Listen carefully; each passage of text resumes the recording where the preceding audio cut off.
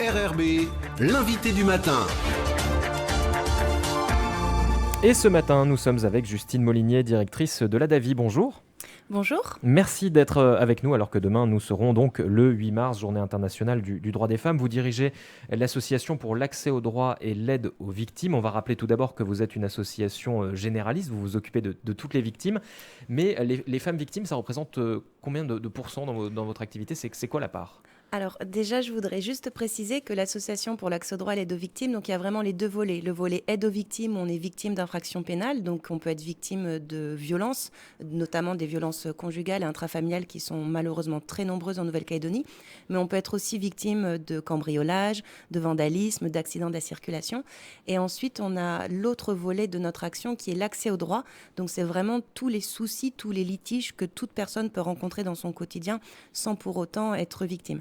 Donc je tenais aussi à faire cette précision, c'est-à-dire que dans le cadre de sa vie courante, on peut avoir un souci avec son conjoint et vouloir se séparer, on ne sait pas comment faire pour la garde des enfants, on peut avoir un problème avec son employeur, enfin il y a une multitude de problèmes que l'association ADAVI peut vous aider puisqu'on est composé de juristes et d'une psychologue, donc on fait de l'information juridique et on peut offrir un soutien psychologique. Donc avec différentes spécialités. Exactement. Et donc, à l'association, on reçoit toutes personnes confondues, à peu près 65% de femmes, 33% d'hommes, et il y a 2% de personnes morales, c'est-à-dire les personnes qui viennent en tant que gérants d'une société, notamment lorsqu'ils ont été cambriolés ou que leur société s'est faite incendier ou des choses comme ça. Et pour la part des femmes, c'est essentiellement lié à des victimes, à des violences, pardon. Alors, malheureusement, oui, on reçoit beaucoup de femmes pour des violences, mais on a aussi un aspect très important de l'association, c'est tout ce qui est litiges intrafamiliaux, sans que pour autant il y ait des violences, mais sur les femmes qui s'interrogent sur les droits de garde, sur les pensions alimentaires,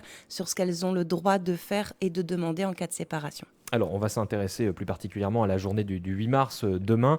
Est-ce que c'est encore un moyen de sensibiliser les victimes, de déclencher quelque chose chez elles, d'avoir des temps forts comme ça ? Oui, exactement. Je pense que ce type d'événement, ça permet de mobiliser les personnes, ça permet justement d'acter les revendications qui peuvent y avoir et ça permet aussi à toutes les institutions ou associations qui sont présentes sur le territoire et qui peuvent aider les personnes à se manifester et à permettre au public qui n'est pas forcément au courant de se dire il y a des choses qui existent et déjà faire franchir la porte pour en parler, c'est déjà agir. On a beaucoup parlé de libération de la parole, notamment depuis le Grenelle des violences faites aux femmes. Oui. C'est quelque chose que vous constatez aussi avec Oui, peut-être de plus en plus de femmes qui viennent vous voir ? effectivement. Alors oui, il y a de plus en plus de femmes qui viennent nous voir. Je me permets aussi de dire qu'il y a de plus en plus d'hommes qui viennent nous voir également pour des violences conjugales. Donc c'est quand même important de le souligner. Et effectivement, à la suite de ce Grenelle, il y a de nombreuses choses qui ont été faites et on assiste à une libération de la parole, mais dans les deux sens. Dans le sens aussi institutionnel où les institutions se mobilisent, où les collectivités font en sorte que les choses avancent, mais également pour les victimes en elles-mêmes qui se disent « je ne suis pas la seule, je veux que ça s'arrête, il y a des choses qui existent, je vais m'en saisir ». Alors, vous apprenez aussi aux victimes quelles le sont. Quand on va sur votre page Facebook, on voit par exemple un violentomètre dans le Oui. couple. Oui. Finalement, c'est quoi ? C'est du déni ou on ne sait simplement pas que l'on est Non, victime de quelque chose ? C'est pas du déni, c'est plus de la méconnaissance et c'est pour ça que c'est important que des journées comme de droits des femmes ce soit là pour le rappeler. Les femmes, enfin comme les hommes, mais les femmes aujourd'hui, puisque c'est le sujet, ont droit à l'accès aux soins, à l'accès à un compte bancaire, ont droit à l'emploi. Et c'est vrai qu'il y a des femmes qui sont sous emprise ou des femmes qui ne sont pas au courant. Et c'est vrai que ce violentomètre, ça nous permet avec des mots simples de se dire, attention, il y a un seuil de vigilance sur des petites choses anodines du quotidien, comme il m'empêche de sortir, il m'empêche d'aller voir ma famille, il contrôle ma façon de m'habiller, sur des choses où on se dit je ne suis pas vraiment victime, ça n'empêche que ça nous permet d'avoir une vigilance. Et en Nouvelle-Calédonie, on est tous plus ou moins au fait des violences physiques, des violences sexuelles. Ça, c'est des choses dont on parle depuis des années. Je pense que toutes les personnes le savent, même s'il reste encore pour les violences physiques des personnes qui disent « oh, mais c'est juste une claque ».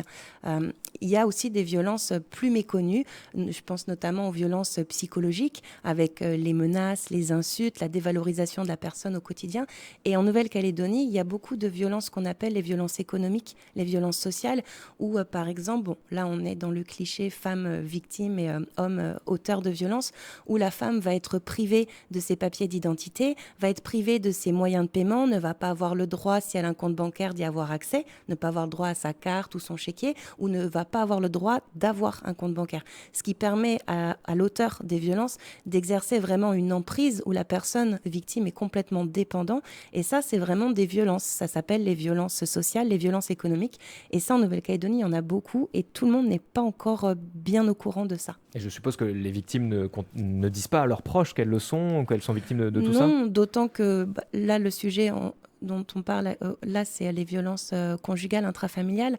On a quand même une sorte de tabou. Ce qui se passe à la maison, c'est censé rester à la maison. On nous apprend depuis tout petit qu'on ne lave pas le linge sale en public. Ce qui se passe à la maison, ça reste à la maison. On n'en parle pas forcément.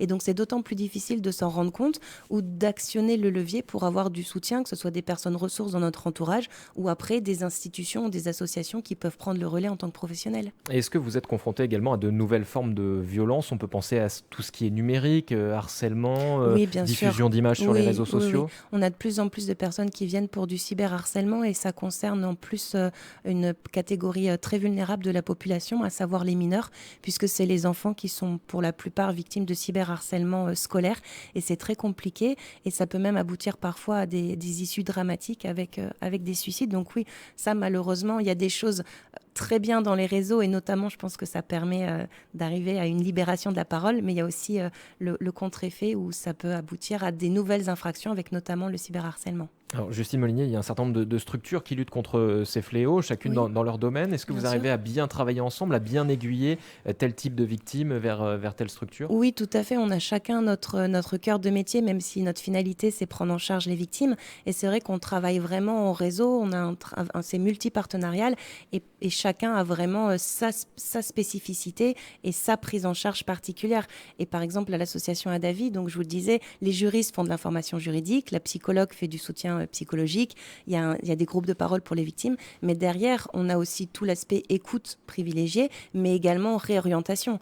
On est juriste, on n'est pas assistante sociale, il y a plein de choses que l'on fait à l'association Adavi et d'autres qu'on ne fait pas, et on renvoie les personnes, on réoriente les personnes vers les autres associations ou institutions qui existent. On a la chance, en province sud notamment, d'avoir un réseau assez riche. Alors, on le sait, il y a forcément un besoin de discrétion pour les victimes. Comment ça se passe quand on veut venir vous voir? Vous garantissez, je suppose, la discrétion? Oui, bien sûr, je vous remercie Nicolas de souligner, j'aurais peut-être dû commencer par là. À l'association Adavi, tout est gratuit et tout est confidentiel. La seule fois où on ne va pas respecter la confidentialité, c'est lorsqu'il y a justement une victime mineure, donc il y a un enfant de moins de 18 ans qui est en danger. En tant que professionnel, c'est notre devoir de faire un signalement pour justement éviter que cette situation de danger perdure.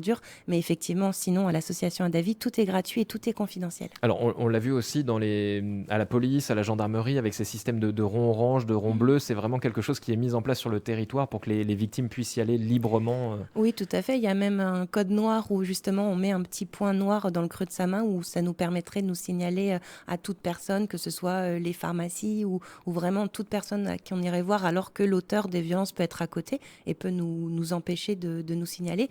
Ça n'empêche que ça reste quand même des démarches qui sont difficiles à faire.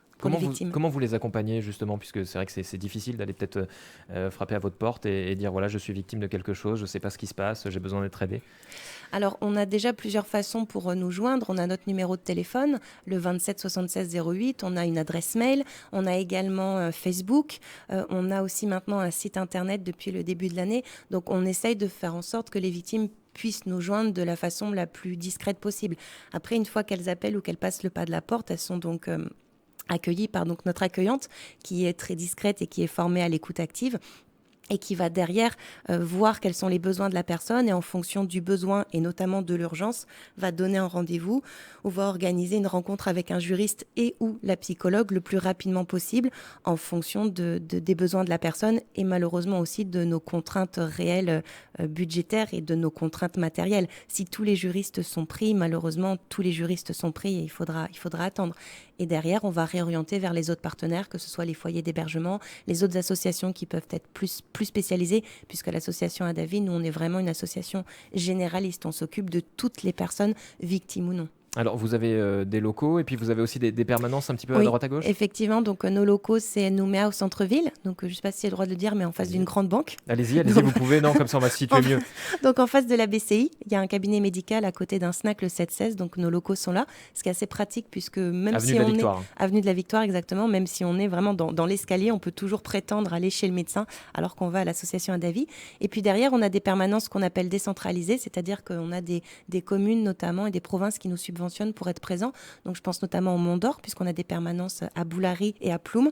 On a des permanences à l'île des Pins, à Thio. On tient un bureau d'aide aux victimes, donc 3 matinées par semaine au tribunal de Nouméa. Les mercredis où il y a les audiences correctionnelles à la section détachée du tribunal de Koné. Et depuis peu, on le fait également à la section détachée de l'IFU, suivant les audiences foraines de Marais et UVA. Donc, c'est à hauteur pour les îles d'une fois par mois.